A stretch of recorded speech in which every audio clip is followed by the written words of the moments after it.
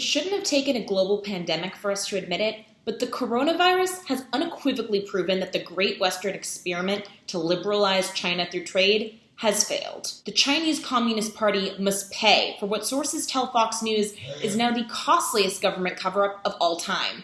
But let's not allow traitors on our own soil to go without blame. Harvard has long been a stomping ground for the offspring of dictators, but the nation's oldest college has educated the next generation of the Chinese Communist Party. For starters, there's the outright relationship that Harvard keeps with Beijing. Just last year, current Harvard president Larry Bacow used a visit to China to laud the CCP in effect by applauding Harvard's partnership with Peking University, which is headed by a senior Chinese intelligence official. But it gets worse. While Harvard was actively rigging admissions against hardworking and patriotic Asian American students, they bent over backwards to prop the children of monsters responsible for murdering their own citizens. Most egregious was the admission of Xi Mingzi, who is the daughter of current Chinese dictator Xi Jinping.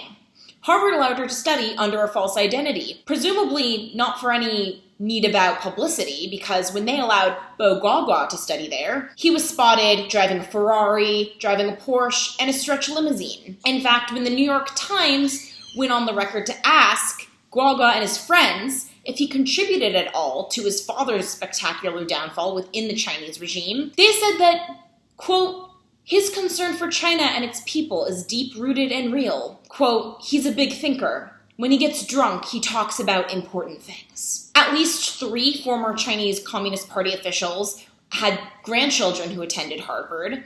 And in 2012, of the 9 members of the Politburo, a minimum of 5 had descendants at American universities. And this even ignores the arrest of a Harvard professor earlier this year who lied to the US government about funding he had received from the Chinese. And in the meantime, the Department of Education is investigating Harvard receiving hundreds of millions of dollars they had previously unreported from China. This problem is far bigger than Harvard, but as Harvard seriously considered taking millions of taxpayer dollars because of what the Chinese Communist Party did during the coronavirus crisis, is there really a better illustration of academia's Beijing bootlicking problem?